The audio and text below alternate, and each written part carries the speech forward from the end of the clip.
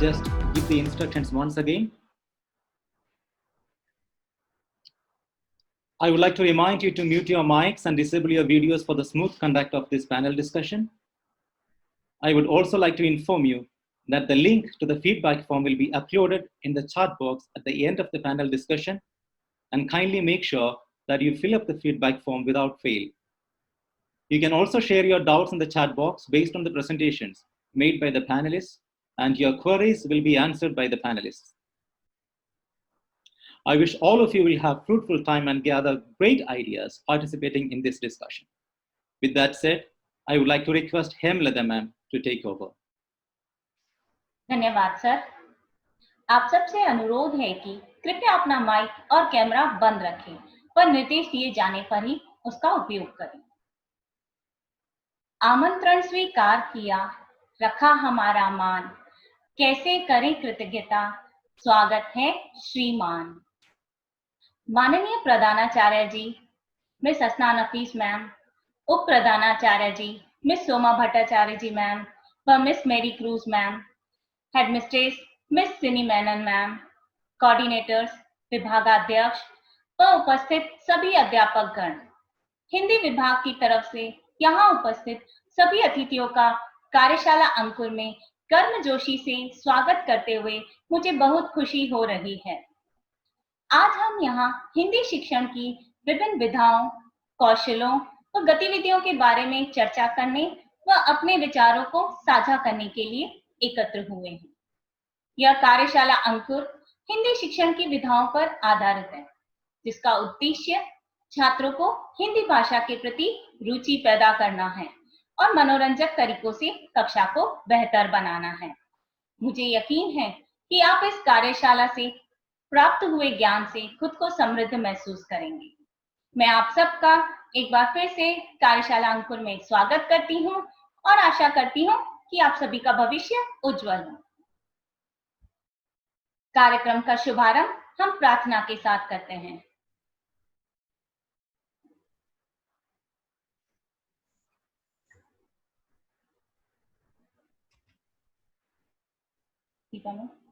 हर देश में तो हर वेश में तो तेरे नाम अनेक तो एक ही है।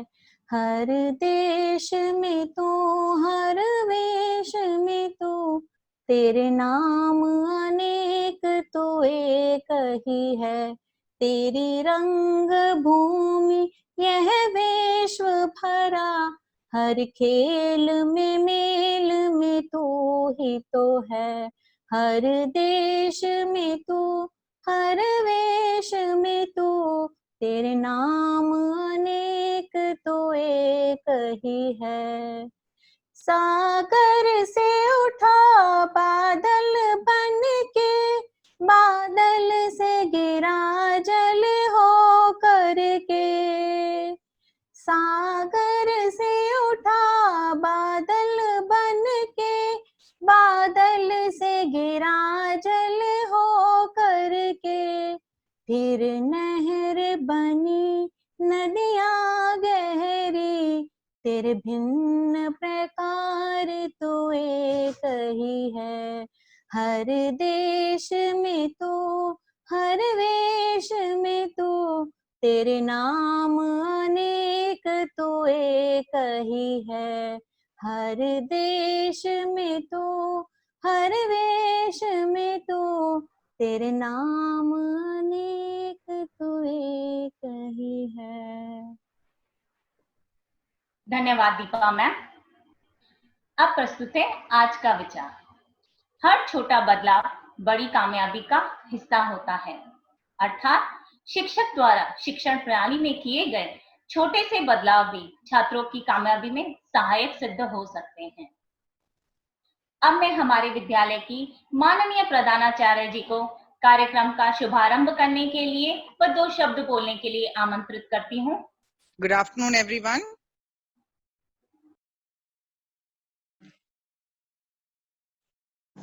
It's a pleasure to see our Hindi department take up this initiative to initiate an action that would help spread knowledge, share resources, share common good practices, so as to help the Noble International School teachers also to give in their input and understand that collaborative learning is very important in helping each other. This program is part of the Hubs of Learning, where DPS Modern Indian School has been assigned Noble International School under its hub. So it's a beautiful platform to share ideas. And the way the entire day has been initiated, it's a learning experience. मैं सारे Hindi department के अध्यापिका और अध्यापक जन को मेरी हार्दिक शुभकामनाएं इस प्रोग्राम को आगे बढ़ाते हुए। हम लोग इससे क्या क्या हम सीख ले सकते हैं, जरूर हम लोग सब सीखेंगे। बाकी डिपार्टमेंट, लैंग्वेज डिपार्टमेंट के भी मेंबर्स को हमने आमंत्रित किया है ताकि देख पाए और आगे हम दूसरे प्रोग्राम्स भी कर पाए नोबल स्कूल के साथ। धन्यवाद इस अपॉर्चुनिटी का, and I wish all the people who are associated the very best, and a lot of effort, lot of hard work, बहुत मेहनत की है आप लोग, उन सब की आपको learning experiences जो है आपकी जिंदगी में हमेशा आपके साथ देंगे। So well done team Hindi department, the professional development under Ms. Ashraf, the vice principals, the HM, the head of the departments of Hindi and other languages. Let's continue the learning experience. Thank you. धन्यवाद ma'am. हाँ, एक special thanks Noble International School के principal और teachers को for participating enthusiastically. Yes ma'am, it's over to you. धन्यवाद ma'am. आज की हमारी मुख्य वक्ता है मिस मिताली पांडे, मिस दीपा संजीव जैन और मिस शालिनी वर्मा। आप सभी से निवेदन है कि अपने माइक बंद रखें और सत्र के अंत में अपने विचार व्यक्त करने के लिए अपने माइक ऑन करें। यदि आपके मन में कोई प्रश्न हो तो आप चैट बॉक्स में लिख सकते हैं, कार्यक्रम के अंत में उनका जवाब दिया जाएगा।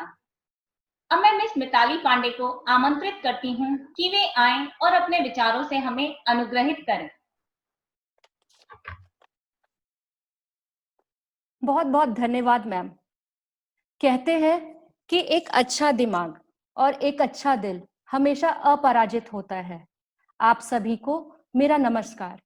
मैं मिताली पांडे आज इस हिंदी कार्यशाला अंकुर में आपके समक्ष बहुबुद्धि सिद्धांत, जिसे अंग्रेजी में मल्टीपल इंटेलिजेंस कहते हैं, के विषय में अपने विचार प्रस्तुत करने जा रही हूँ।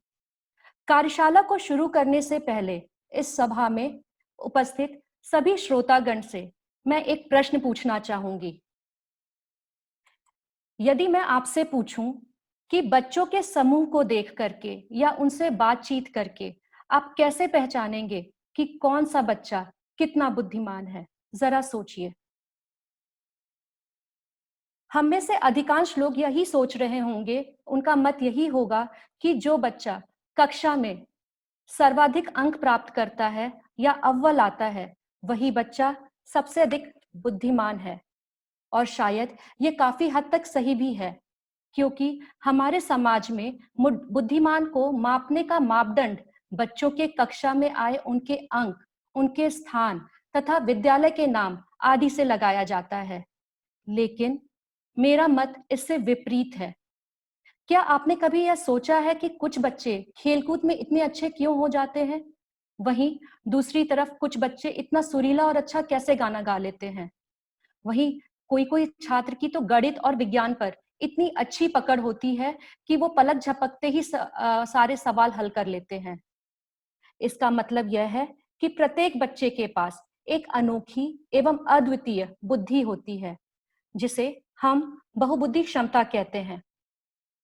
इसी बात को स्पष्ट करने के लिए अमेरिका के एक साइकोलॉजिस्ट, जिनका नाम हार्वर्ड गार्डनर है, ने अपने रिसर्च में कहा था कि बुद्धि का स्वरूप एकाकी न होकर के बहुकारकीय होता है।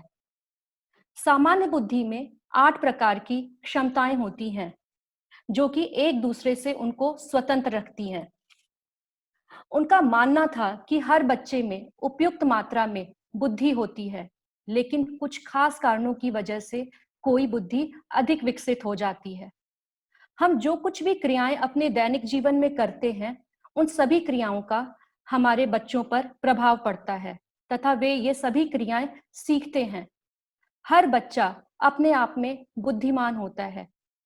यदि मैं एक उदाहरण लूं कि किसी छोटे से बालक को जिसकी 1 या 2 वर्ष की उम्र है, उससे अगर हम कहें कुर्सी पर चढ़ने के लिए, तो मेरे ख्याल से वो प्रथम प्रयास में असफल हो जाएगा, परंतु बार बार अभ्यास करने पर वह स्वतः कुर्सी पर चढ़ जाएगा और उसमें कामयाब भी हो जाएगा।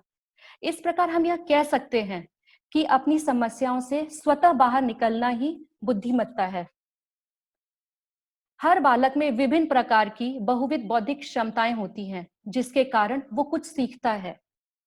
मुख्य रूप से बहुबुद्धि 8 प्रकार की होती है।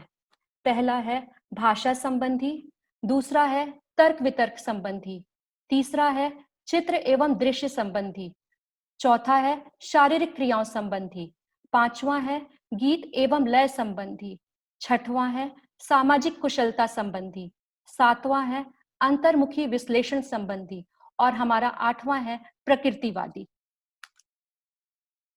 आइए अब हम इन्हीं 8 प्रकार की बौद्धिक क्षमताओं के बारे में एक एक करके चर्चा करेंगे कि कैसे हम अपनी इन बौद्धिक क्षमताओं को अपनी कक्षा में अपनाकर अपने छात्रों का आंकलन कर सकते हैं।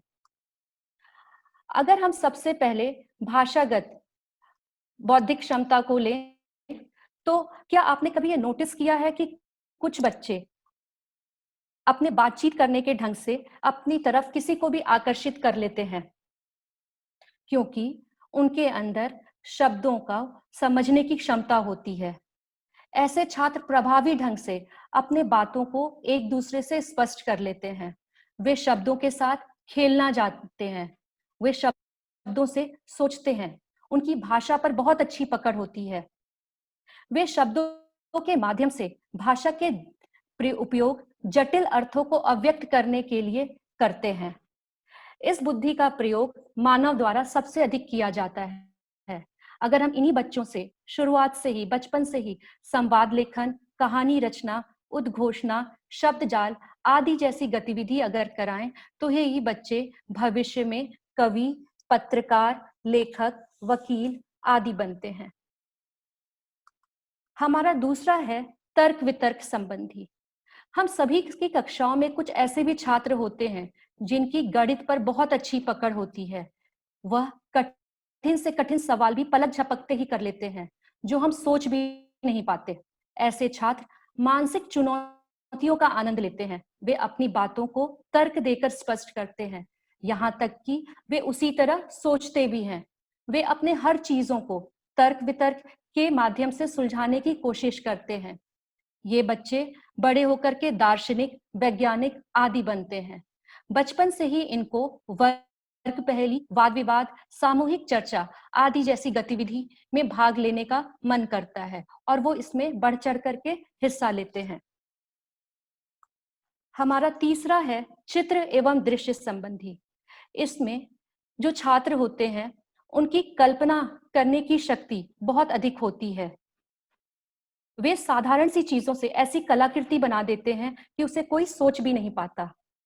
जिन बच्चों के पास चित्र एवं दृश्य संबंधी बौद्धिक क्षमताएं होती हैं, वे अपने दिमाग में किसी की भी तस्वीर की कल्पना से उनको रेखांकित कर सकते हैं। ऐसे छात्र बहुत रचनात्मक होते हैं। वे शुरू से ही, बचपन से ही चार्ट बनाना, चित्र रचना करना, चित्र वर्णन करना आदि गतिविधियों में वे भाग लेते हैं और अपना 100% देते हैं। यही बच्चे आगे जाकर करके चित्रकार, मूर्तिकार, इंजीनियर आदि बनते हैं। हमारा चौथा है शारीरिक क्रियाओं संबंधी। यह मुख्य रूप से 2 प्रकार के होते हैं। पहला, जिसमें छात्र अपने पूरे शरीर का उपयोग करता है अपनी समस्याओं को सुलझाने के लिए, अपने चीजों को बनाने के लिए। जैसे अगर हम उदाहरण लें एथलीट और डांसर का, डांसर अपने भावों को व्यक्त करने के लिए एक ही समय पर अपनी आंखों का, हाथों का, पैरों का सहारा लेती है।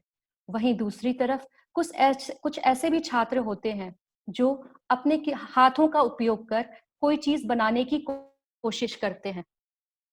इन बच्चों को शुरुआत से ही, बचपन से ही नाटक करना, मूक अभिनय करना, नृत्य द्वारा अभिव्यक्ति, ये आदि गतिविधियां बहुत अच्छी लगती हैं। वे इसमें अपने आप को रुचि में दिखाने की कोशिश करते हैं। यही बच्चे नर्तक, खिलाड़ी, शिल्पकार आदि बनते हैं बड़े होकर के। हमारा 5वां है संगीत एवं लय संबंधी। इसके अंतर्गत जो छात्र होते हैं उनकी सुर, लय, ताल को लेकर वो बहुत अधिक संवेदनशील होते हैं। वे हमेशा कुछ न कुछ गुनगुनाते रहते हैं, कुछ न कुछ बजाते रहते हैं। इनको कोई भी चीज सुर, लय, ताल के माध्यम से बहुत अधिक दिनों तक याद रहती है और बहुत जल्दी समझ में भी आती है। वे ध्वनि को बहुत अच्छे ढंग से समझते हैं। वे ध्वनि को सुनने की कोशिश करते हैं। यही आगे जाकर के बच्चे संगीतकार, संगीतज्ञ, वाद्य यंत्र को बजाने वाला आदि बनते हैं। इन बच्चों को कविता का उच्चारण करना, नाटक में संगीत डालना आदि जैसी गतिविधि इनके लिए बाएं हाथ का खेल होती है। वे इसको बहुत आसानी से कर लेते हैं। हमारा 6वां है सामाजिक कुशलता संबंधी। क्या आपने कभी यह महसूस किया है कि आपके किसी दोस्त में उनके स्वभाव को समझने की काबिलियत अधिक और बेहतर क्यों होती है? क्योंकि उनके अंदर सामाजिक कुशलता होती है। वे दूसरों को प्रभावी ढंग से समझते हैं और बातचीत करने की क्षमता रखते हैं। ऐसे व्यक्ति वाचिक और अवाचिक संवाद दोनों को ही अच्छी तरीके से समझते हैं। वे दूसरे को स्वभाव को एक अच्छे तरीके से समझ लेते हैं। यही बच्चे आगे जाकर के कलाकार, अध्यापक आदि बनते हैं। अगर इन्हीं बच्चों से इनके बचपन से ही इनको संस्मरण सुनाना, ज्वलंत मुद्दों का नाट्य रूपांतरण करना आदि जैसी गतिविधि कराई जाए तो ये अपना 100% देते हुए अपने को आगे बढ़ाते हैं। हमारा 7वां है अंतर्मुखी विश्लेषण संबंधी। इसमें जो छात्र आते हैं वे बहुत अधिक अंतर्मुखी होते हैं। वे अपने आप को, अपनी भावनाओं को, अपनी प्रेरणा को, अपने लक्ष्यों को बहुत अच्छी तरीके से समझते हैं। वे अपने साथ साथ दूसरों को भी अपने विचारों के प्रति आकर्षित कर लेते हैं। वे आत्मनिर्भर रहना चाहते हैं। वे हमेशा अपने ज्ञान का उपयोग अपने जीवन की योजनाओं को आगे बढ़ाने के लिए करते हैं और वे उसमें सक्षम भी होते हैं।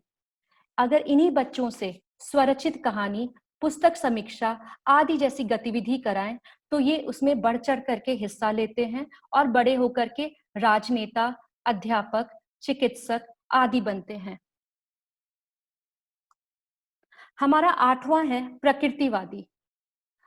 आज के समय में जहां ज्यादा से ज्यादा बच्चे अपना पूरा समय आधुनिक चीजों जैसे मोबाइल, इंटरनेट आदि में व्यस्त रहते हैं, या हम दूसरी तरफ कह सकते हैं अपना पूरा समय वो इसी को देते हैं, इसी को देखते हैं, सब कुछ करते हैं। वहीं दूसरी तरफ कुछ ऐसे भी बच्चे हैं जो प्रकृति से जुड़ी चीजों के बहुत अधिक करीब होते हैं। वे प्रकृति से जुड़ी चीजों को देख करके उनको खुशी मिलती है।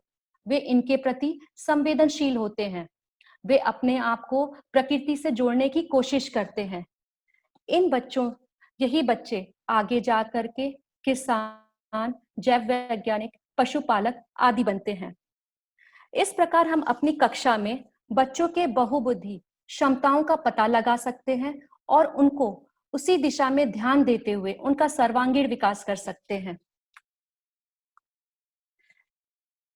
इसके चलते हम अपनी कक्षा में एक छोटी सी गतिविधि भी का आयोजन भी कर सकते हैं, जिसके अंतर्गत हम बच्चों की बौद्धिक क्षमताओं को ध्यान में रख करके उनके नामों को इन 8 प्रकार की बहुबुद्धि की श्रेणी में सूचीबद्ध कर सकते हैं और पता लगा सकते हैं कि हमारी कक्षा का कौन सा छात्र की बुद्धि किस तरफ है।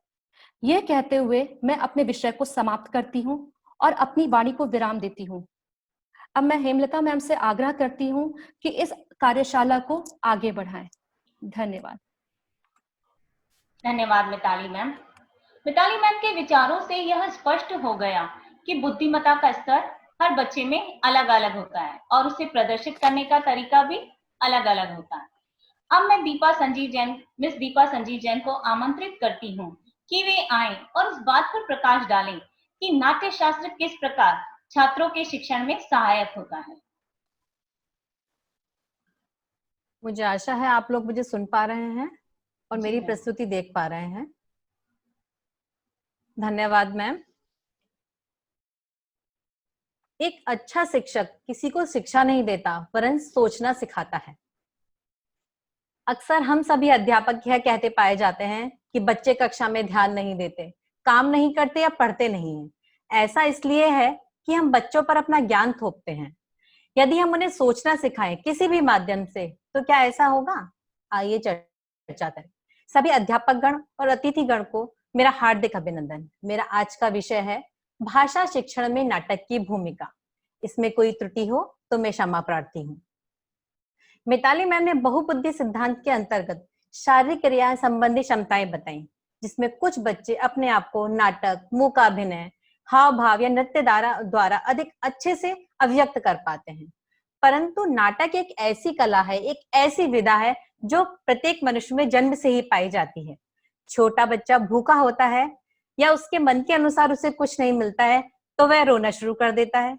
बड़े होने पर रूठने का नाटक करता है, मनाने का नाटक करता है और कुछ पसंद नहीं आता है तो न खाने का नाटक करता है। तो यह क्रम आयु के अनुसार बदलता रहता है पर जीवन पर्यंत चलता है। माता पिता या एक शिक्षक होने के नाते हम हमारे बच्चों में भी यह देखते हैं। आपने देखा होगा कि कक्षा में जब कुछ बच्चे कक्षा में मन नहीं लगता है तो लघु शंका जाने के बहाने बाहर घूमने का नाटक करते हैं या फिर पानी पीने के बहाने कुछ समय यूं ही निकाल देते हैं। और जब वो गृह कार्य कर नहीं लाते हैं तब आप उनके नए नए बहाने सुनिए, तब आप खुद भी यकीन नहीं कर पाएंगे कि बच्चा सच बोल रहा है या नाटक कर रहा है। तो मेरा कहने का आशय यह है कि प्रत्येक व्यक्ति में यह गुण जन्मजात ही होता है और हमें इसी गुण का उपयोग करके भाषा शिक्षण को रोचक और मनोरंजक बनाना है। भाषा शिक्षण में इसका उपयोग कैसे करें और ये हमारे लिए कैसे सहायक सिद्ध हो, इसके लिए हम आगे चर्चा करते हैं। अभिनय कुछ और नहीं बल्कि जीवन को ही मंच पर जीने का दूसरा नाम है। जैसा कि हम सब जानते हैं कि वर्तमान परिस्थितियों में हम आभासी शिक्षण के अंतर्गत अनेक कठिनाइयों से जूझते हुए बच्चों के पाठ्यक्रम को ध्यान में रखते हुए अनेक प्रयोग कर रहे हैं ताकि वे कम समय में ज्यादा सीख सकें। सभी प्रकार की गतिविधियों को इस शिक्षण के दौरान आयोजित करना संभव नहीं है, परंतु नाटक एक ऐसी विधा है जिसका मंचन कहीं भी किया जा सकता है, कक्षा में, कक्षा के बाहर, सभा में, कहीं भी। आभासी शिक्षण के में हम नाट्य मंचन करके बच्चों को सिखा सकते हैं। इसके लिए जरूरी है कि नाटक की अवधि कम से कम हो और मनोरंजक हो। अभी पिछले सत्र की मेरी कक्षा 2 में मैंने एक छोटी सी नाटिका को कक्षा में मंचन करने के लिए कहा, पर कोई बच्चा आगे नहीं आया। फिर मैंने स्वयं से ही उन कुछ 2 बच्चों को उस नाटक के पात्र बनाया और उन्हें तैयार होकर आने के लिए कहा। अगले दिन बच्चे कुछ घरेलू सामग्री के साथ कक्षा में उपस्थित हुए और आकर उन्होंने नाटक किया, मुखौटा वगैरह पहनकर बड़े अच्छे से आए। तो आइए इस नाटक की एक झलक देखते हैं हम। अरे वाह, मुंह में पानी आ गया, उठाते उठाते दम निकल गया। वाह बताशा, आज तो मैं इसको खा के रहूंगी। बहुत भारी है। ये बताशा मेरा है। नहीं, मेरा बताशा है। मेरा बताशा, मेरा बताशा, मेरा।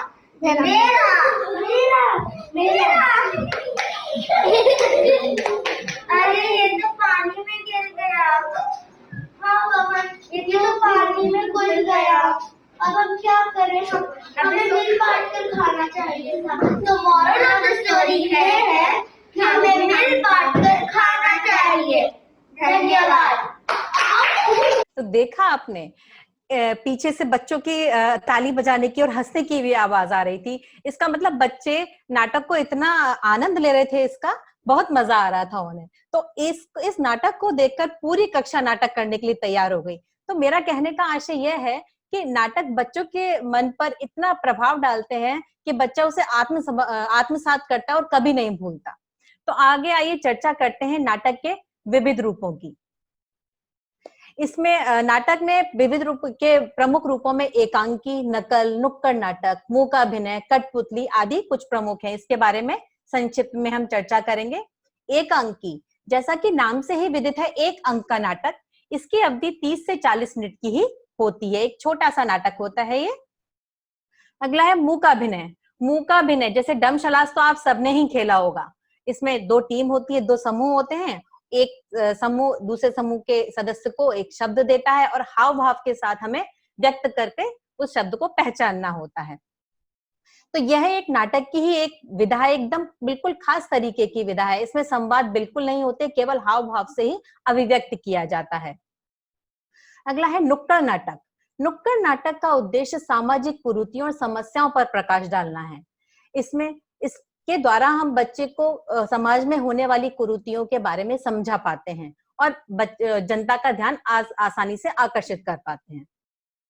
अगला है नृत्य नाटक। जैसा कि नाम से ही जान पड़ता है कि नृत्य के द्वारा मंचित किए जाने वाले नाटक नृत्य नाटक की श्रेणी में आते हैं। इसमें नृत्य के माध्यम से पूरी कहानी गढ़ी जाती है, जैसा कि संस्कृत के महाकाव्य हैं अभिज्ञान शाकुंतलम, रघुवंश, ऐसे रामलीला है आदि का जो मंचन है वो नृत्य नाटक के द्वारा ही किया जाता है।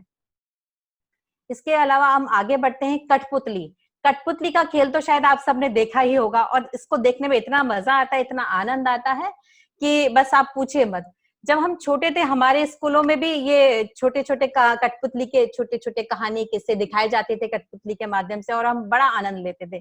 पर अब ये विधा प्राय लुप्त सी नजर आती है। लेकिन भारत के उत्तर पूर्वी भाग में आप जाएं तो कहीं कहीं कठपुतली केंद्र बने हुए हैं जहां पर आप विभिन्न प्रकार की कठपुतलियों को देख सकते हैं और उनसे छोटी छोटी कहानियों का मंचन भी देख सकते हैं। तो ये बहुत ही लोकप्रिय है। नकल करना जैसे किसी का अनुकरण करना, ये बच्चों के द्वारा खेल खेल में खेला जाता है। नकल का अर्थ है किसी के संवाद या कथनों का एक दूसरे के द्वारा अनुकरण किया जाना। इसके बाद है बाल नाटक। बाल नाटक बच्चों के द्वारा किए जाने वाले नाटक बाल नाटक की श्रेणी में आते हैं। इसका मुख्य उद्देश्य बच्चों को नाटक से जोड़ना होता है। इसमें छोटी छोटी कहानियां और कविताएं बच्चों के द्वारा मंचित की जाती हैं। इसमें बच्चों को बहुत मजा आता है। तो इन सभी रूपों के अलावा शौकिया रंगमंच, एकल नाटक, व्यावसायिक नाटक आदि भी नाटक के अलग अलग रूप हैं। तो हम जानेंगे कि नाटक का आयोजन करने से पूर्व हमें क्या बातें जो कि अपनी कक्षा के लिए ध्यान में रखनी चाहिए जब भी हम नाटक का अपनी कक्षा में मंचन करें या आयोजन करें। तो सबसे पहले नाटक शुरू करने से पहले बच्चों का उत्साहवर्धन जरूर करें। जब तक हम बच्चों को प्रोत्साहित नहीं करेंगे किसी कार्य के लिए वो उसको करने में बिल्कुल आनंद नहीं लेंगे, उनको बिल्कुल मजा नहीं आएगा। तो बच्चों का उत्साहवर्धन किया जाना बहुत ही आवश्यक है। अब जैसे प्राथमिक कक्षा के बच्चे कक्षा 1 या कक्षा 5 के बच्चों की उम्र में काफी अंतर होता है। कक्षा 1 के बच्चे हैं तो उनको हम छोटे छोटे संवाद या छोटी छोटी कविताएं दे सकते हैं। कक्षा 4 या 5 के बच्चे हैं तो उनको हम थोड़े बड़े संवाद के साथ में नृत्य आदि गतिविधियां दे सकते हैं। जैसे बच्चों के अनुसार ही नाटक के विषय का भी चयन किया जाना चाहिए। कक्षा 1 या 2 के बच्चों के लिए हम प्यास का कौवा या चालाक लोमड़ी जैसी कहानियां का विषय का चयन कर सकते हैं। कक्षा 3, 4, 5 या उससे ऊपर की कक्षा के बच्चे हैं तो उनके लिए पंचतंत्र की कहानियां, तेनालीरामन के छोटे छोटे किस्से या अकबर बीरबल की कहानियां आदि विषय हम का चयन कर सकते हैं। शिक्षक होने के नाते हमारी जिम्मेदारी बन जाती है कि हम उनमें सक्रिय भागीदारी दिखाएं। ऐसा ना हो कि हम बच्चों को निर्देश देकर पीछे हट जाएं। तो इससे जब तक हम खुद नाटक से नहीं जुड़ेंगे तब तक बच्चे नाटक से जुड़ाव महसूस नहीं करेंगे। तो शिक्षक होने के नाते हम नाटकों में सक्रिय भागीदारी जरूर दें। बालकों की रुचि का विशेष ध्यान रखा जाना चाहिए। जैसे बालक छोटे हैं तो उनकी रुचि के अनुसार और बड़े बच्चों की रुचि के अनुसार ही नाटक का चयन होना चाहिए। जैसे सामूहिक नाटक और एकल नाटक दोनों में व्यक्तिगत और सामूहिक दोनों प्रकार की जिम्मेदारियां पहले से ही तय कर लेनी चाहिए ताकि बाद में बच्चों को किसी भी तरह की परेशानी का सामना न करना पड़े। बहुविषय सामग्री का चयन भी बहुत आवश्यक है। जहां तक हो सके कक्षा में उपलब्ध या हमारे स्कूल में उपलब्ध सामग्री, हमारे विद्यालय में उपलब्ध सामग्री से ही हम नाटक का मंचन करवा सकें। और यदि घरेलू सामग्री की भी आवश्यकता हो तो वो ऐसी हो कि आसानी से उपलब्ध हो सके। और जितनी भी सामग्री है उससे हम एक विषय के लिए प्रयोग में न लाएं, उससे हम अनेक विषयों का मंचन करवा सके। तो इस तरह की सामग्री का चयन किया जाना चाहिए। नाटक की गति का ध्यान रखा जाना भी बहुत जरूरी है। नाटक की गति यदि बहुत तेज होगी तो किसी को समझ ही नहीं आएगी कि क्या कहना चाह रहा है उसमें, उसकी कहानी क्या है। नाटक की गति यदि धीमे हुई तो बहुत वो उबाऊ हो जाएगा और किसी का उसमें मन नहीं लगेगा। तो नाटक की गति का ध्यान रखा जाना भी बहुत जरूरी है। तो नाटक आरंभ करने से पहले कक्षा को व्यवस्थित करना बहुत ही आवश्यक है। ऐसा ना हो कि कुछ बच्चे पीछे शोर मचा रहे हैं, कुछ बच्चे बातें कर रहे हैं, कक्षा बिखरी हुई है। नहीं, ऐसा बिल्कुल नहीं होना चाहिए। जब भी नाटक का आयोजन करें तो ऐसा हो कि सभी बच्चे उसका लाभ उठा सकें और कक्षा अच्छे से व्यवस्थित हो ताकि सब उसको आनंद उठा सकें। शिक्षक होने के नाते एक हमारी जिम्मेदारी यह भी बनती है कि हम उनको प्रतिक्रिया जरूर दें। प्रतिक्रिया नकारात्मक और सकारात्मक दोनों प्रकार की हो। नकारात्मक प्रतिक्रिया इसलिए जरूरी है ताकि बच्चे जो भूल कर रहे हैं वो आगे आने वाले नाटकों में ना करें, और सकारात्मक प्रतिक्रिया इसलिए जरूरी है ताकि बच्चे प्रोत्साहित हो और आगे और भी अच्छा करने के लिए उत्साहित हैं। तो इस तरह से जो नाटक है वो कक्षा में करवाने से पहले कुछ बातें हैं जो कि हमें ध्यान रखनी चाहिए। और नाटक अपने स्कूल में या कक्षा में हम करवाते समय यह ध्यान जरूर रखें कि हमारे कक्षा में उपलब्ध वस्तुओं से ही हम नाटक का प्रभाव पैदा करें। जैसे कि कोई बच्चा बहुत ही ज्यादा अंतर्मुखी है तो उसको हम एक पेड़ का अभिनय करने के लिए दे सकते हैं। अपने व्हाइट बोर्ड पर नदी है और बादल है, पहाड़ है आदि इत्यादि बना सकते हैं। तो इस तरह से कुछ चीजें हैं, कुछ तत्व हैं जो कि हमें याद रखने चाहिए। अब मैं इस कार्यशाला को एक कक्षा का रूप देना चाहूंगी, तो इसके लिए थोड़ी देर के लिए आप अपने माइक और कैमरा ऑन कर सकते हैं, मेरी सबसे अनुरोध है। ये एक छोटी सी गतिविधि है जो मैं करवाना चाहूंगी आप लोगों से। तो इसके लिए आप आगे आ सकते हैं। मैं जिसका नाम लूंगी आप आगे आइए। अभी इस समय आप लोग मेरे कक्षा के बच्चों के समान ही हैं। तो जैसे मैंने आपको पहले बताया, मुंह का अभिनय में डम शलाज हम खेलते हैं। तो डम शलाज में एक शब्द देते हैं और उसका हम हाव भाव करते हैं। तो इसमें मैं आपको एक शब्द दूंगी, तो उस शब्द को आपको पढ़ना है, उसके आगे जो लिखा हुआ है वो पढ़ना है और अपने हाव भाव से आपको व्यक्त करना है। तो पहला शब्द मैं मिताली को देना चाहूंगी। मिताली, आप इस शब्द को पढ़िए और उसका हाव भाव करके सबको दिखाइए। मेरा शब्द है विशाल। अपने शरीर के ऊपर से शुरू करते हुए अपने हाथों का एक विशाल गोला बनाए, ऐसे। बहुत सुंदर है। मुझे आशा है आप सबको दिखाई दे रहा होगा और आप लोग भी सब इसकी नकल कर सकते हैं। बहुत सुंदर। हेमलता, मैं आपको बुलाना चाहूंगी। कृपया अगला शब्द पढ़ें और उसका अभिनय करके दिखाएं। हाथी की सूंड की तरह अपनी नाक के सामने हाथ लाएं। बहुत सुंदर, बहुत बढ़िया, बहुत बढ़िया, बहुत सुंदर। हाँ, सुरभि मैम, सुरभि आप आए, अगला शब्द लें और उसका अभिनय करके दिखाएं सबको।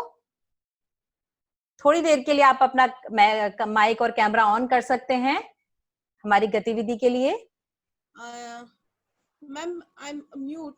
मैं म्यूट हूँ मैम, मैं अनम्यूट नहीं कर पा रही हूँ अपने। नहीं, आपको सब सुन पा रहे हैं, आप बोलिए अभी। हाँ, बोलिए आप।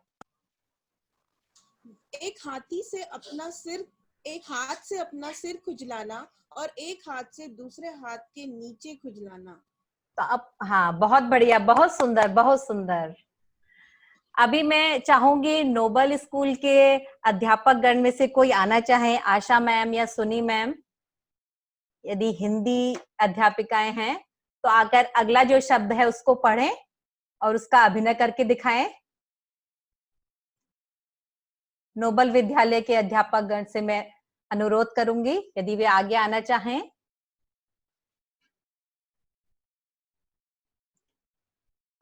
चलिए, कोई बात नहीं, मैं आगे बढ़ती हूँ।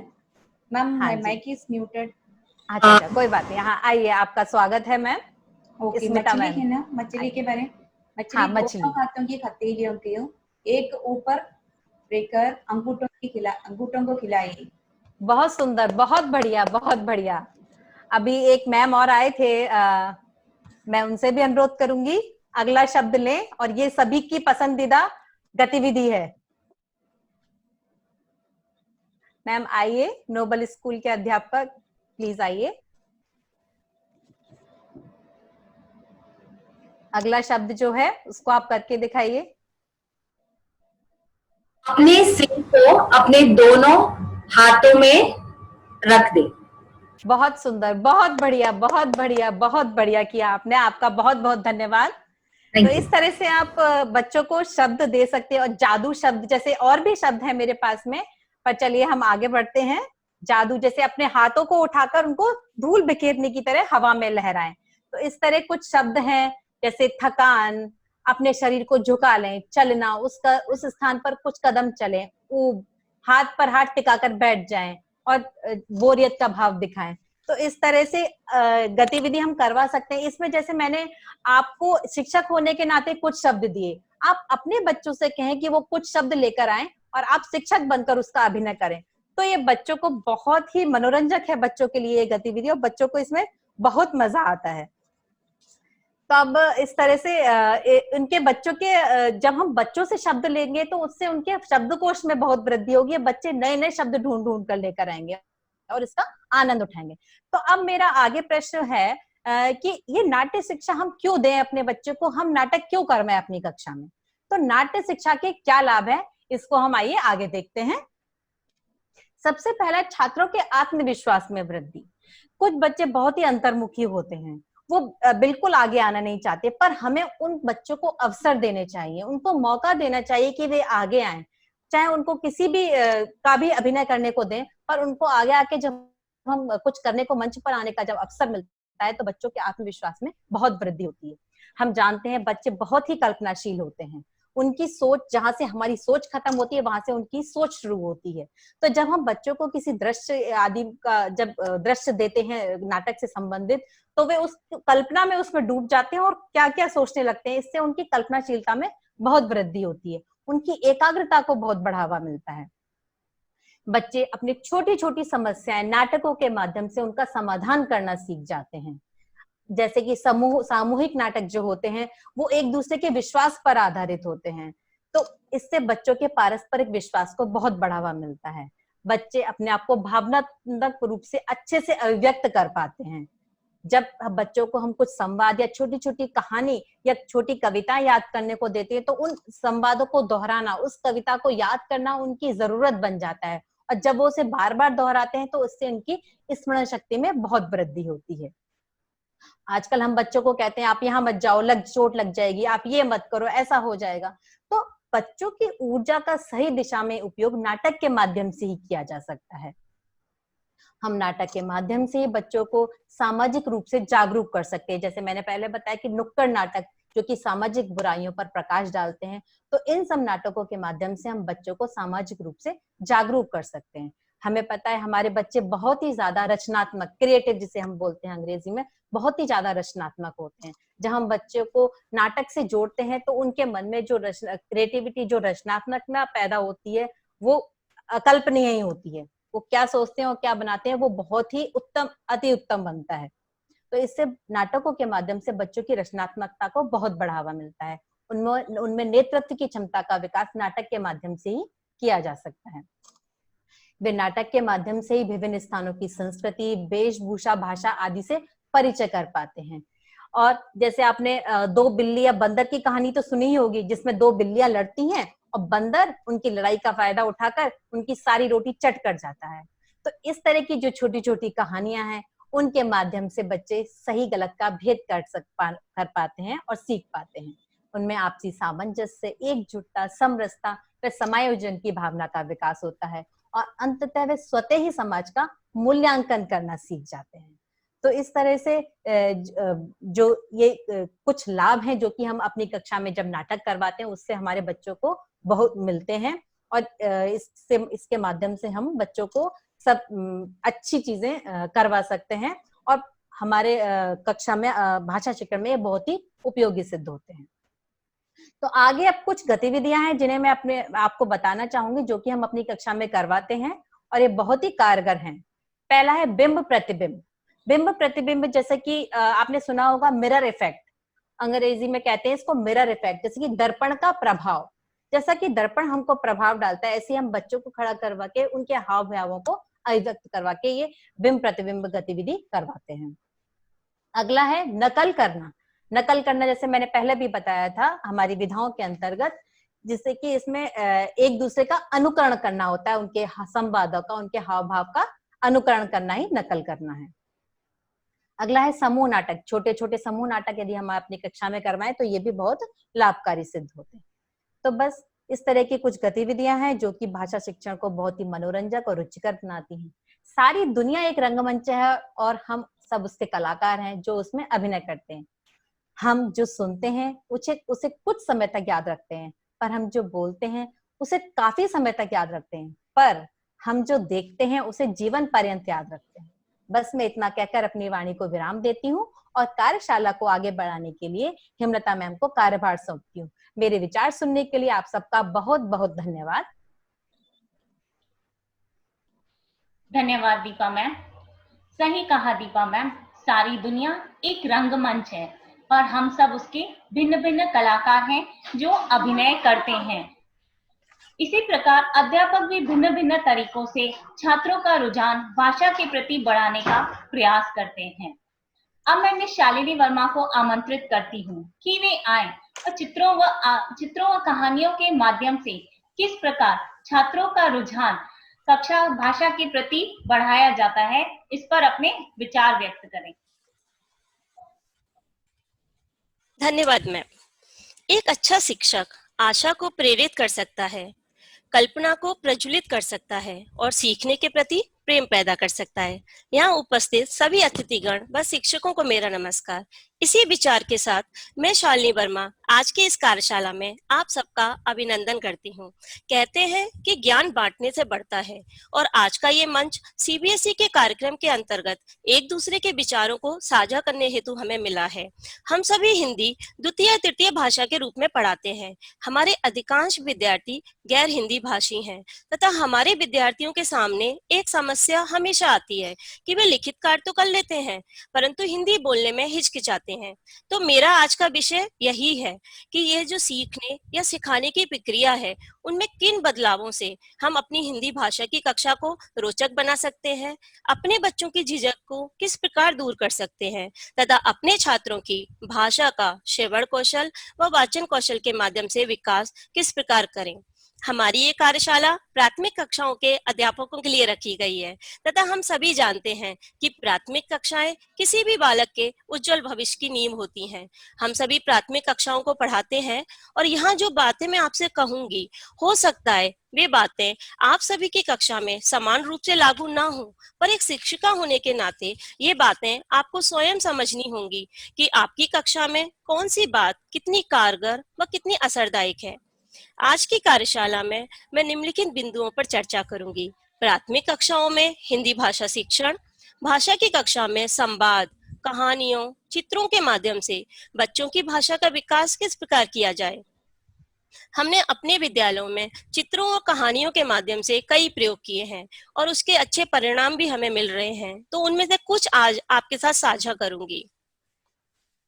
हम सभी जानते हैं भाषा के दो रूप होते हैं, मौखिक और लिखित। मौखिक यानी बोलना और सुनना, लिखित यानी लिखना और पढ़ना। इसके साथ भाषा के चार कौशल होते हैं, श्रवण, वाचन, लेखन और पठन। भाषा की कक्षा में हमें इन्हीं सारे कौशलों को विकसित करना है, पर यहाँ पर मैं मुख्य रूप से चर्चा श्रवण और वाचन कौशल पर करूंगी, क्योंकि अगर हमारे प्राथमिक कक्षा के बच्चे भाषा को बोलने और सुनने में सक्षम हो गए तो लेखन व पठन कौशल में भी अवश्य सक्षम हो जाएंगे। अगर हम कोई भी भाषा बच्चों को सिखाना चाहते हैं तो विशेष जोर हमें उसकी मौखिक भाषा पर देना होगा। विद्यालय आने से पूर्व बालक केवल 3 वर्ष में ही अपनी मातृभाषा को बिना किसी पुस्तक की सहायता के सीख लेता है। हम सभी भी अपने जीवन में अधिकांश मौखिक भाषा का ही प्रयोग करते हैं। तो आज का मेरा विषय यही है कि श्रवण व वाचन कौशल के माध्यम से भाषा का विकास किस प्रकार किया जाए। भाषा के चारों कौशलों में सबसे महत्वपूर्ण कौशल सुनना है। बालक जब जन्म लेता है तो सबसे पहले सुनना शुरू करता है और यही बात हम अध्यापकों को समझ लेनी चाहिए कि जब अपने परिवेश के प्रभाव से बालक अपनी मातृभाषा को 3 वर्ष की आयु तक सीख सकता है, तो हमें तो बस बच्चों की भाषा और मानक भाषा के बीच एक पुल बनाने का काम करना है। बच्चे जब विद्यालय आते हैं तो अपनी मातृभाषा के साथ ही विद्यालय में प्रवेश करते हैं। क्योंकि बच्चे की भाषा का अधिकतर भाग उसके श्रवण कौशल की देन है। हमें तो उस भाषा के अंकुर को विकसित करना है। बच्चे भाषाहीन नहीं है, कहीं ना कहीं बालक हमारे शिक्षक होते हैं। वे हमें उनकी जिज्ञासा व उनके प्रश्नों के उत्तर ढूंढने के लिए प्रेरित करते हैं। हो सकता है बच्चा भाषा का लिखित रूप नहीं जानता, परंतु उसके मौखिक रूप से तो परिचित है। हमें उसी मौखिक रूप को परिपक्व करना है। अगर उसे आप भाषा के मौखिक रूप से भली भांति परिचित करवा देंगे तो आगे उसे भाषा का लिखित रूप सीखने में कोई कठिनाई नहीं होगी। लेकिन ये काम कक्षा में किस प्रकार किया जाए? तो भाषा की कक्षा में संवाद। किसी भी भाषा को सीखने के लिए उस भाषा से परिचित होना आवश्यक है और यह काम कक्षा में संवाद या बातचीत से ही किया जा सकता है। हमें बच्चे को पहली कक्षा से ही अधिक से अधिक हिंदी भाषा को सुनने और बोलने का मौका देना चाहिए, क्योंकि कक्षा का संवाद बच्चों की मौखिक अभिव्यक्ति को मजबूती देता है, उन्हें भाषा से परिचित करवाता है। जब हम अध्यापक इसमें रुचि लेंगे तभी तो बच्चे भाषा के प्रति रुचि लेंगे। आप जितना ज्यादा संवाद या बातचीत अपनी कक्षा में बच्चों के साथ करेंगे, उतने ही बच्चे भाषा के साथ जुड़ेंगे। यह बात कक्षा 1 से लेकर बड़ी कक्षाओं तक सब पर लागू होती है। कहते हैं कि भाषा सुनने की प्रक्रिया है तथा भाषा को अगर पढ़ाना है तो उसका सही स्थान खेल का मैदान है। अगर आप अपने बच्चों को क्रिया सिखाना चाहते हैं, हमेशा नहीं लेकिन कभी कभी आप उन्हें खेल के मैदान में ले जाएं। कक्षा में बच्चे 1 या 2 क्रिया होते देखेंगे, पर मैदान में एक साथ वो कितनी क्रिया होते देखेंगे। कोई भाग रहा है, कोई बच्चा खेल रहा है, कोई गिर गया, कोई उछल रहा है। तो ये छोटे छोटे बदलाव हमारे शिक्षण को बेहतर बना सकते हैं। बच्चों और अध्यापकों के बीच ये जो संवाद या बातचीत है, यही किसी भी भाषा को सिखाने का सही माध्यम है। तो एक शिक्षिका के तौर पर मेरा बहुत बड़ा उत्तरदायित्व बनता है, हम सबका बनता है, कि मैं अपनी कक्षा में बातचीत के कुछ बिंदु स्थापित करूं और बच्चों को मौका दूं कि वे अपनी प्रतिक्रिया दें, और फिर उस प्रतिक्रिया को लेकर मैं अपनी विषय वस्तु को आगे बढ़ा सकती हूँ। आज का जो मेरा विषय है वह है बातचीत और चित्रों के माध्यम से भाषा का विकास। कहीं ना कहीं आपस में जुड़ा हुआ है। जब हम कहानी की बात करते हैं तो हम उसे चित्रों से अलग नहीं कर सकते।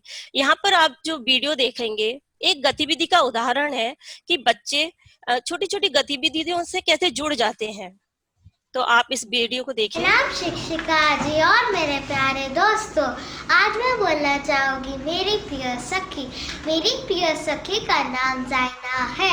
वह दूसरी कक्षा में पढ़ती है।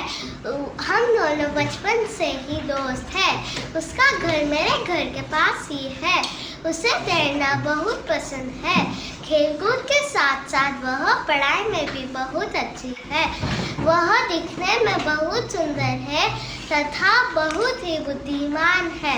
वह बहुत मनोरंजक और हंसमुख प्रकृति की है। उसके इन्हीं खूबियों के कारण से उसे सभी पसंद करते हैं। हम रोज साथ साथ ही स्कूल जाते हैं। मुझे गर्व है मैं उसकी प्रिय सखी हूँ। मैं कामना करती हूँ हमारी दोस्ती ऐसी ही बनी रहे। धन्यवाद। तो आपने देखा कक्षा 2 की बच्ची है लेकिन कितने ध्यान से अपना परिचय दे रही है और बाकी के बच्चे कितने ध्यान से सुन रहे हैं। तो जब हम बच्चों को इस प्रकार की गतिविधियों से जोड़ देते हैं तो एक शिक्षिका के तौर पर हम उनको उस दिशा में ले जा पाते हैं जिन कौशलों को, जिन स्किल्स को हम उनमें विकसित करना चाहते हैं। तो ऐसी गतिविधियां हमारे सिखाने की प्राप्ति में सहायता करती हैं। भाषा की कक्षा और कहानियां। किसी भी भाषा को विकसित करने में कहानियों की महत्वपूर्ण जगह है। बच्चे कहानियों में बहुत रुचि रखते हैं। जब हम अपना पाठ्यक्रम बनाते हैं तब हम तय करते हैं कि हम इस टर्म में इतने पाठ लेंगे, पर हम सब कहीं ना कहीं उन पाठों में जो कहानी, कविता, चित्रकथा, नाटक यानी जो हिंदी की अलग अलग विधा हैं, हम उनके बारे में नहीं सोचते। हम उनको केवल पाठ या चैप्टर के तौर पर देखते हैं। पर क्या कहानी कभी किसी को समझानी पड़ती है? आप सबने अपने बचपन में नानी और दादी से कितनी कहानियां सुनी होंगी। क्या कभी किसी ने हमें बैठाकर समझाया? क्या कभी आपकी दादी ने आपसे कहा कि बेटा जो कहानी मैं तुम्हें सुना रही हूँ अब उसका अर्थ बताती हूँ? नहीं ना। पर हम क्या करते हैं, हम अपनी कक्षा में जब कहानी सुनाते हैं तब हम हम कहते हैं ये जिम्मेदारी हम अपने ऊपर ओढ़ लेते हैं कि जो कहानी मैं सुनाने वाली हूँ इसका निचोड़ बच्चों को मिल जाए, बच्चे समझ जाएं कि इस कहानी में कौन कौन से नैतिक मूल्य आए हैं। जब हम सब कहानी सुनते थे, क्या कहानी को बार बार रोका जाता था? नहीं ना। पर हम क्या करते हैं, हम एक पंक्ति पढ़ते हैं, हम एक बच्चे को बुलाते हैं और उससे थोड़ी सी पंक्तियां पढ़वाते हैं, फिर उन पंक्तियों का अर्थ बताते हैं। इसके बाद दूसरे बच्चे को बुलाते हैं और उन पंक्तियों का अर्थ बताने लग जाते हैं। इन सब के बीच में कहानी टूट जाती है, क्योंकि कहानी ना रहकर एक अनुच्छेद बनकर रह जाती है और बच्चों की रुचि उसमें खत्म हो जाती है, क्योंकि कहानी कहीं ना कहीं बिखर जाती है। तो ये जो राउंड रोबिन रीडिंग सिस्टम है, इसको बहुत अच्छा तरीका नहीं माना गया है, क्योंकि ये बच्चों के सुनने को तोड़ देता है, बच्चों के समझने की प्रक्रिया को तोड़ता है। तो आप खुद सोचिए, जब हम न्यूज़ सुनते हैं या पढ़ते हैं, अगर उसे बार बार रोक दिया जाए तो हमारी दिलचस्पी इसमें खत्म हो जाएगी। यही सब कक्षा में होने पर बच्चों को कक्षा नीरस लगने लगती है। इसलिए कहानी की लय हमेशा बनाए रखें। उन्हें उनकी हिंदी कक्षा में कोई रुचि नहीं रह जाती। पाठ्यक्रम के अलावा हम कुछ और कहानियां भी शामिल कर सकते हैं। हर महीने जब हम पाठ्य योजना बनाएं, अपना लेसन प्लान बनाएं, तो उसके लिए महीने में हम 1 या 2 दिन रख सकते हैं, जिसमें अध्यापिका कहानी सुनाए या फिर बच्चे कहानी सुनाए। यहाँ एक हमारे विद्यालय का वीडियो है जिसमें बच्ची कितने हाव भाव के साथ कहानी सुना रही है। इसके लिए एक ने अपनी आंखें बंद कर रखी है, तो दूसरे ने अपने कान, तो तीसरे ने अपना मुंह बंद कर रखा है। एक दिन सामने से गुजरते हुए अचानक उत्सुकता बढ़ी तो पूछ बैठी, आप कौन हैं? हम तो गांधी जी के 3 बंदर हैं। हमारी मजबूरी है कि हम अपना तरीका नहीं बदल सकते, लेकिन अब तो बस यही लगता है। लोगों ने हमारी बातों को एक दूसरी परिप्रेक्ष्य में ले लिया है। नमस्कार माननीय अतिथि महोदय, अध्यापक। तो देखा आपने, ये बच्ची कितने हाव भाव के साथ कहानी सुना रही है। तो ये छोटी छोटी गतिविधियां हमारी कक्षा को रोचक बनाती हैं। पर कहानी के दौरान हमें कुछ बातों का सुनते या सुनाते समय हमेशा ध्यान रखना चाहिए। कहानी प्रेरणादायक हो। कहानी हम बच्चों की कक्षा के अनुसार लें। पहली कक्षा और 5वीं कक्षा के विद्यार्थियों के बौद्धिक स्तर के अनुसार हम कहानी का चुनाव करें। कहानी के द्वारा जीवन की हार या पराजय को भी स्वीकार करना सिखाया जाए। हमें जीवन के दुखों को भी कहानी के माध्यम से बताना चाहिए। बच्चों के मनपसंद पात्र हम कहानियों में जोड़ सकते हैं, जिससे उनकी कहानी में रुचि बनी रहे। कहानी को हमेशा आसान भाषा में सुनाया जाए, कहानी हाव भाव के साथ सुनाई जाए, तथा कहानी में रचनात्मकता होनी चाहिए, कुछ नयापन होना चाहिए। नस्ल भेद, रंग भेद आदि जैसी चीजें कहानी के माध्यम से नहीं बतानी चाहिए। भाषा की कक्षा और चित्र। प्राथमिक कक्षाओं में चित्रों की अहम भूमिका होती है। हमारी किताबों में जो पाठ दिए गए होते हैं वो 4 भागों में बटे होते हैं। शीर्षक यानी टाइटल, चित्र, विषय वस्तु यानी पाठ के अंदर जो है, अभ्यास यानी प्रश्न उत्तर, भाषा ज्ञान आदि। तो इसमें से अधिकांश अध्यापक विषय वस्तु और अभ्यास कार्यों पर तो पूरा ध्यान देते हैं, परंतु पहले 2 बिंदुओं को अनदेखा कर देते हैं। तो यहाँ पर मैं चर्चा शीर्षक और चित्रों पर करूंगी। शीर्षक किसी भी कहानी या कविता के हों, उनकी एक अहम भूमिका होती है। आप सबसे पहले दिए गए शीर्षक पर चर्चा करें और बच्चों से कहें, उनसे अनुमान लगाने को कहें कि इस कविता या कहानी के अंदर क्या बताया गया होगा, तथा उनसे इन शीर्षक के स्थान पर सोचने को कहें कि अगर आपको कोई और शीर्षक या टाइटल देना होगा तब आप क्या देंगे। इससे उनका मौखिक विकास होता है। जैसा कि मिस दीपा ने हमें बताया, एक अच्छा शिक्षक सोचना सिखाता है, तो हमें यही सोचना अपने बच्चों को सिखाना है। चित्र। दूसरा भाग चित्र होता है। पुस्तकों में दिए गए चित्र केवल सजावट या शोभा की वस्तु नहीं होते। आप उनसे कविता या कहानी के साथ दिए गए चित्र के बारे में चर्चा करें। उनसे पूछें कि इस चित्र में क्या दिखाया गया है, और उनसे पूछें कि चित्र दिखाकर आप कहानी का अंदाजा लगाओ। तो ऐसे छोटे छोटे प्रयोग हम अपनी कक्षा में कर सकते हैं। एक और प्रयोग मैं अपनी कक्षा में करती हूँ। मैं उनको कक्षा की दीवारों पर एक चित्र लगाती हूँ और उनसे कहती हूँ कि इस चित्र को वो ध्यान से देखें और इस चित्र में क्या दिखाया गया है इसके बारे में वो ध्यान दें। इसके बाद मैं 1 या 2 दिन के बाद इस चित्र पर एक सत्र रखती हूँ और बच्चों के 2 ग्रुप बनाती हूँ और उनसे कहती हूँ कि इस चित्र के बारे में उसके चित्र के बारे में वो अपने विचार मुझे बताएं और बच्चों को इस पर ध्यान देने को कहती हूँ। तो इससे क्या होता है, बच्चों को सोचने का, अभिव्यक्ति करने का मौका मिलता है। इसके अलावा हम अपनी कक्षा में 1-2 प्रयोग और कर सकते हैं। हम उन्हें बड़े चित्रों वाली किताबें या चित्र कथाएं दिखा सकते हैं, क्योंकि इनमें बहुत सारे चित्र दिए गए होते हैं। कहते हैं जो बड़े चित्रों वाली किताबें या इलस्ट्रेशन है, इनका छोटे बच्चों की शिक्षा में अहम भूमिका होती है। जैसे अभी मैं आपको स्लाइड दिखाई दे रही है, बाजार की सैर, ये एक पुस्तक है जिसे श्री मंजुला जी ने लिखा है। तो अगर मैं अपनी कक्षा में ये चित्र दिखाऊं और बच्चों से कहूं कि आपको इसकी एक कहानी बनानी है, तो मैं यहाँ पर नोबल विद्यालय के या 1-2 अध्यापकों को आमंत्रित करूंगी कि वो कहानी जोड़ के एक कक्षा का रूप इसको दें। तो मैं श्वेता मैम को आमंत्रित करती हूँ कि इसको देखकर अगर उन्हें कहानी की शुरुआत करनी हो तो वो कैसे करेंगी। मैम आप कृपया अपना माइक और कैमरा ऑन कर लीजिए। या कोई और भी अगर बताना चाहे, इस चित्र को देखकर अगर हमें एक कहानी की रचना करनी है तो शुरुआत हम कैसे करेंगे। दीपा मैम आप अगर बताना चाहें तो। मुझे ऐसा लग रहा है जैसे कि बाजार की सैर लिखा है, तो बच्चे बाजार की सैर के लिए जा रहे हैं। इसमें 2 बच्चे भाई बहन लग रहे हैं और उनकी मम्मी भी शायद पीछे से आ रही हैं, ऐसा लग रहा है मुझे। ठीक है, तो दीपा मैम ने जैसे कहानी की शुरुआत की, अगर मैं कक्षा 3 की बात करूं तो उन्होंने कहानी की शुरुआत की कि चित्र देखकर लगता है भाई बहन बाजार जा रहे हैं और शायद माताजी भी साथ में आ रही हैं। अगर मैं अगला चित्र दिखाऊं, और आप में से अगर मैंने देखा था नोबल विद्यालय की स्मिता मैम थी, मैम अगर उस कहानी को आप आगे बढ़ाना चाहें एक बच्चे के तौर पर तो आप क्या कहेंगी।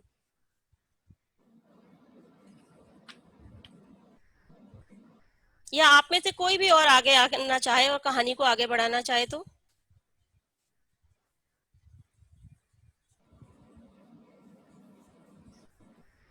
अगर मैं हेमलता मैम आपसे कहूं कि आप इस कहानी को थोड़ा सा आगे बढ़ाएं। यहाँ पर दोनों बच्चे शायद किसी चीज के लिए लड़ रहे हैं और वह दुकानदार उन्हें बड़े प्यार से मुस्कुराते हुए देख रहा है। माताजी शायद किसी के साथ बातचीत में व्यस्त हो गई हैं, तो वह बच्चों के झगड़ों पर ध्यान नहीं दे रही है।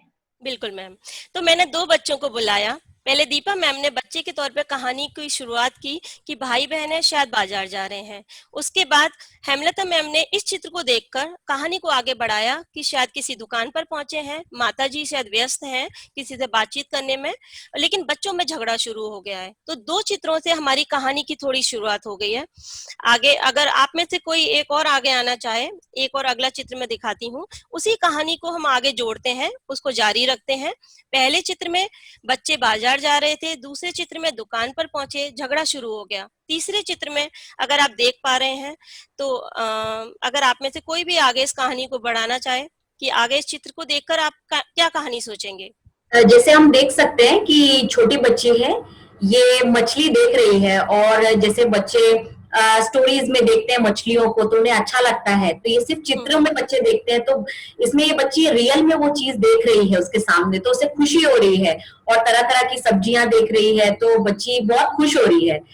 और मैम अगर मैं आपसे कहूं कि इसमें आपको कौन कौन सी सब्जियां दिखाई दे रही हैं। इसमें बैंगन है और इसमें बॉटल गॉर्ड है और ये जो गोभी का है, गोभी की सब्जी है, ये सारी बच्ची देख सकती है। धन्यवाद मैम। तो मैंने आपको 3 चित्र दिखाए। पहले चित्र से हमने कहानी की शुरुआत की, जैसा हम अपनी कक्षा 1, 2, 3 में कर सकते हैं कि चित्र देखकर दीपा मैम ने कहानी को आगे बढ़ाया, भाई बहन है शायद बाजार जा रहे हैं। दूसरे चित्र को देखकर अगले बच्चे ने बोला कि दुकान पर पहुंचे हैं, लेकिन भाई बहनों में जैसे अधिकांश हो जाता है झगड़ा शुरू हो गया, लेकिन माताजी व्यस्त थी किसी से बात करने में। तीसरे चित्र में अंदाज लगाया, बच्चे ने अंदाज लगाया कि कहानी में वो सब्जी बाजार पहुंच गए हैं, लेकिन बच्ची का पूरा ध्यान मछली देखने में है, लेकिन पिताजी सब्जी खरीदने में व्यस्त हैं। तो ऐसे जब हम ऐसी गतिविधियां कक्षा में कराएं तो हम बच्चों का ध्यान कितनी सब्जियों की तरफ आप दिलवा पाएंगे। जैसे मैम ने, बच्चे हो सकता है अंग्रेजी में आपको उत्तर दें, जैसे मैम ने कहा बॉटल गॉर्ड, आप उनको हिंदी बता सकते हैं कि लौकी है, बैगन है, पत्ता गोभी है। इसके अलावा आप बच्चों से थोड़े भिन्न प्रश्न कर सकते हैं। आप उनसे कह सकते हैं कि बेटा यहाँ कौन कौन सी सब्जियां हैं जो आपको दिखाई दे रहे हैं, या इसके अलावा आप उनसे कह सकते हैं कि बेटा इसमें कौन कौन सी सब्जियां जो आपको दिखाई नहीं दे रही हैं या जो आपको पसंद नहीं है। तो इससे क्या होगा, बच्चे कहानी के साथ जुड़ जाएंगे। यहाँ पर मैं पहली, दूसरी, तीसरी कक्षा की बात कर रही हूँ, क्योंकि तब तक बच्चों को चित्रों से कहानी का अंदाजा नहीं होता, उनकी कहानी के प्रति अवधारणा बन रही होती है कि कैसे चित्रों से कहानी बनाएं। वे सीख रहे होते हैं कि चित्रों को कैसे जोड़ना है। तो जब तक आप अपने सवालों में विविधता लाइए, जब तक सवाल ऐसे ना हो कि बच्चे उनका जवाब आसानी से दे दें, जब तक आप बच्चों से अच्छे सवाल नहीं पूछेंगे, तब तक बच्चे आपको अच्छे जवाब नहीं देंगे। तो यदि आप चाहते हैं बच्चे आपको अपने अनुभव से अच्छे जवाब दें, तो उसके लिए पहले हम अध्यापिकाओं को तैयारी करनी होगी। यानी कि जो पिक्चर बुक है पहले हमें खुद देखनी होगी, और केवल पिक्चर बुक नहीं, जो भी हमारी पुस्तक है पहले उसे हमें खुद समझना होगा, और उस पुस्तक का आनंद पहले हमें खुद लेना होगा। क्योंकि ये हमें तय करना है कि हम अपनी पुस्तक को अपने बच्चों के सामने कैसे दिखाना चाहते हैं। तो एक तरीका था कि हम चित्रों के माध्यम से बच्चों से कितनी बातचीत कर सकते हैं। एक और उदाहरण मैं आपको दूंगी। अभी जो स्क्रीन पर आप देख रहे हैं कायदा पुस्तक है, जिसकी कल्पना गुलजार जी ने की है। उन्होंने इसकी कल्पना की है, लेकिन इसको एक 10 सारे बच्चों के ग्रुप ने मिलकर बनाया है। तो हम भी अपनी कक्षा में ऐसे प्रयोग कर सकते हैं। आप कुछ बच्चों को जिम्मेदारी दें कि उनको एक किताब बनानी है, और हर दिन उनको एक अक्षर या एक शब्द दें, और उनकी कक्षा के अनुसार, छोटे बच्चे हैं तो अक्षर, बड़ी कक्षा है तो आप शब्द दे सकते हैं, और उनसे बातचीत कीजिए कि इस अक्षर से बेटा क्या क्या बन सकता है। कुछ बच्चों को उन अक्षर से बनने वाले चित्र बनाने की जिम्मेदारी दीजिए। इससे क्या होगा, बच्चे हिंदी का अधिक से अधिक प्रयोग करेंगे। कहते हैं कि बच्चे उन चीजों को पसंद करते हैं जिनमें उनका जुड़ाव होता है, जिसमें उनका इन्वॉल्वमेंट होता है। तो बच्चों के लिए बड़ी बात होगी कि वो एक किताब बनाने वाले हैं। आप किताब बनाने की जिम्मेदारी कुछ गैर हिंदी भाषी बच्चों को दे दें, लेकिन किताब के बारे में चर्चा पूरी कक्षा के साथ करें। तो ये जो सीखने या सिखाने की प्रक्रिया है, इसमें जुड़ाव आवश्यक है, क्योंकि इससे बच्चे हमारे साथ जुड़ जाते हैं। कहते हैं कि बच्चे जिसके साथ जुड़ जाते हैं उनकी संवेदनाएं जुड़ जाती हैं। आपने देखा होगा बच्चे अपने माता पिता को अपनी बातें नहीं बताते, लेकिन अध्यापिका को बता देते हैं। तो ऐसे छोटे छोटे जुड़ाव बच्चों को हमारे साथ जोड़ देते हैं। हम इन आइडियाज में परिवर्तन भी कर सकते हैं, क्योंकि कहीं ना कहीं हम अध्यापिकाओं को ये निर्णय लेना पड़ता है कि हमारी कक्षा के बच्चे किस तरीके से जल्दी समझते हैं। आगे कुछ गतिविधियां मैं आपको बताऊंगी जिन्हें हम अपनी कक्षा में प्रयोग करवा सकते हैं। ये कायदा पुस्तक का ही अंदर का चित्र है, जिसे एक संस्था आरुषि ने बनाया है। ये कुछ खास प्रकार के बच्चे हैं जिन्हें हम गिफ्टेड बच्चे बोलते हैं। ये श्रवण कौशल पर आधारित गतिविधियां हैं जिन्हें आप अपनी कक्षाओं में प्रयोग करवा सकते हैं। छात्रों के हाथ में पूर्व प्रश्नावली देकर उनसे कहानी सुन सकते हैं, निर्देश देकर चित्र बनवा सकते हैं, टेलीफोन वार्तालाप करवा सकते हैं, प्रश्नों पर प्रश्न निर्माण करवा सकते हैं, तीव्र गति प्रश्नमाला, कविताओं, कवि सम्मेलनों के वीडियो दिखा सकते हैं। वाचन कौशल के लिए आप बच्चों से परिचय देना, जैसे मैंने आपको वीडियो दिखाया था, स्वागत करना, पूछताछ का अभिनय करना, चुटकुले सुनाना, किसी त्योहार या यात्रा का वर्णन करना, पहेलियां, घटना सुनाना, आज का विचार सुनाना, कहानी वाचन करवाना, कविता पाठ, कविता अंताक्षरी। ये कुछ कुछ गतिविधियां हमारी कक्षा को रोचक बना सकती हैं। समाचार वाचन, इसके अलावा बड़े बच्चे हैं तो वाद विवाद, क्रिकेट या कमेंट्री करवाना, अभिनय करवाना, जैसे दीपा ने बताया, संवाद गतिविधि। ये कुछ कुछ गतिविधियां हमारी कक्षा को रोचक और रुचिकर बनाएंगी। अंत में मैं यही कहूंगी कि भाषा हमारे विचारों को आकार देती है और सुनिश्चित करती है कि हम क्या सोचें। अंत में मैं अपने विद्यालय और हमारी प्रधानाचार्य महोदय का हृदय से आभार व्यक्त करती हूँ, जिन्होंने हमें ये मंच पर अपने विचार साझा करने का अवसर दिया, तथा आप सब श्रोतागण का भी धन्यवाद करती हूँ, तथा अपने विषय को विराम देती हूँ और हेमलता मैम को आगे के कार्यशाला के आगे के कार्यक्रम के लिए आमंत्रित करती हूँ। आप सबका धन्यवाद। वाह, अति सुंदर विचार। आप सबका बहुत बहुत धन्यवाद। यहाँ चैट बॉक्स में मुझे कुछ प्रश्न प्राप्त हुए हैं। सभी प्रश्न पूछना तो संभव नहीं है, परंतु मैं चाहूंगी कि हमारे आज के वक्ता कुछ प्रश्नों के उत्तर दें। ताकि सभी श्रोतागण संतुष्ट हों। पहला प्रश्न मैं दीपा मैम से पूछना चाहूंगी। दीपा मैम, क्या बिंब प्रतिबिंब और नकल में क्या अंतर है? हाँ हेमलता मैम, बहुत ही सुंदर सवाल है, बहुत ही अच्छा सवाल है जिसने भी ये पूछा है। ये बिंब प्रतिबिंब और नकल सुनने में बिल्कुल एक जैसे लगते हैं, परंतु दोनों एक दूसरे से बिल्कुल भिन्न हैं। बिंब प्रतिबिंब में मिरर इफेक्ट, जैसा कि दर्पण का प्रभाव दिखाया जाता है और केवल हाव भाव से ही अभिव्यक्त किया जाता है। इसमें जब हम दाएं हाथ से कोई प्रतिक्रिया करते हैं तो जो दर्पण हमें बाएं हाथ दिखाएगा उसका, तो ये केवल दर्पण की तरह ही उल्टा अभिनय करता है। तो यह जो दर्पण की तरह उल्टा अभिनय किया जाता है वह बिंब प्रतिबिंब है। वहीं दूसरी ओर नकल का अर्थ है अनुकरण करना। जब हम संवादों के साथ, हाव भाव के साथ किसी का अनुकरण करते हैं तो उसे नकल करना कहते हैं। और जैसे आपने मिमिक्री करना भी सुना होगा, मिमिक्री से नेताओं की, अभिनेताओं की मिमिक्री की जाती है, तो ये मजाक में जो किया जाता है इसमें हास्य का पुट भी होता है, तो उसे मिमिक्री करना कहते हैं। लेकिन जब हम किसी की संवाद या कथन के साथ में, हाव भाव के साथ में जब अनुकरण करते हैं तो उसे हम नकल करना कहते हैं। मुझे आशा है कि मैं आपको अपने उत्तर से, विचार से संतुष्ट कर पाई हूँ। धन्यवाद। धन्यवाद दीपा मैम। मेरा अगला प्रश्न मिस मिताली पांडे के लिए है।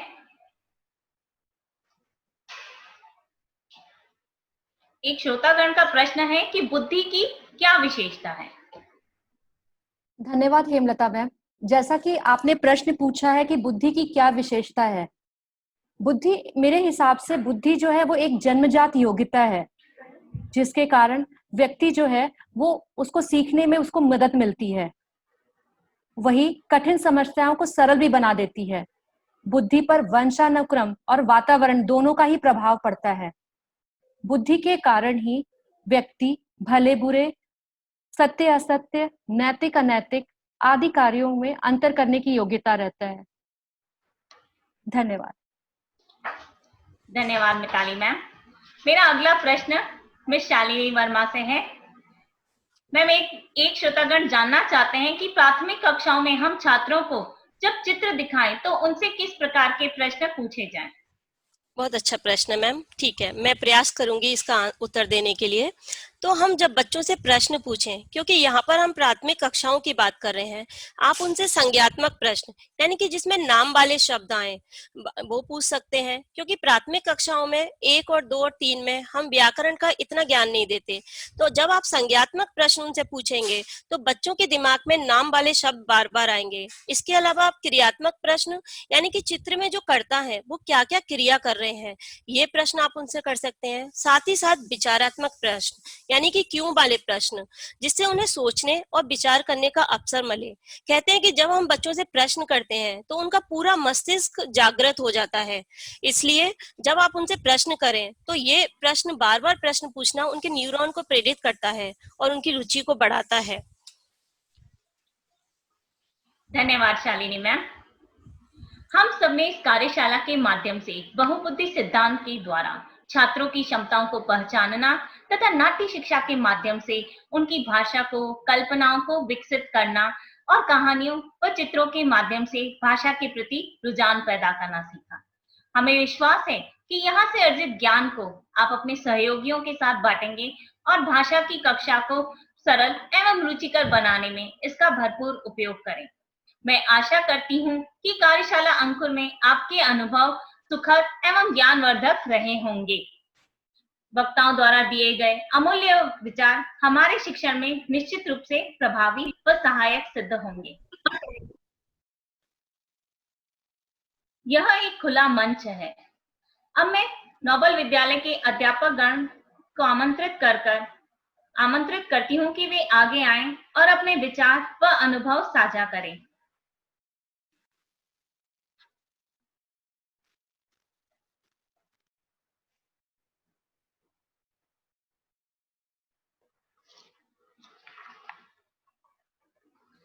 विचारों के आदान प्रदान से हमेशा ज्ञान को वृद्धि ही मिलती है।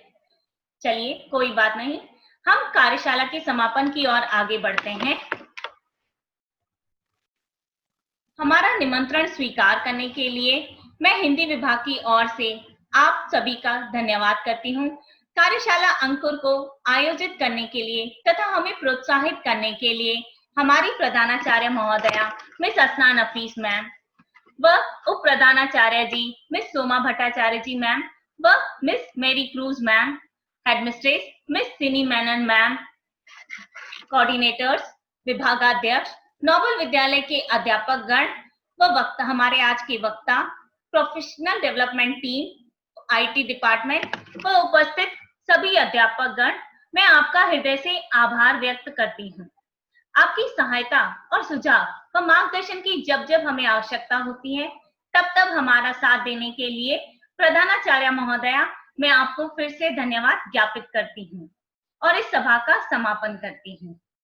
आप सभी से अनुरोध है कि फीडबैक फॉर्म का लिंक आपकी चैट बॉक्स में उपलब्ध है, कृपया आप सभी उसे भरिए। धन्यवाद।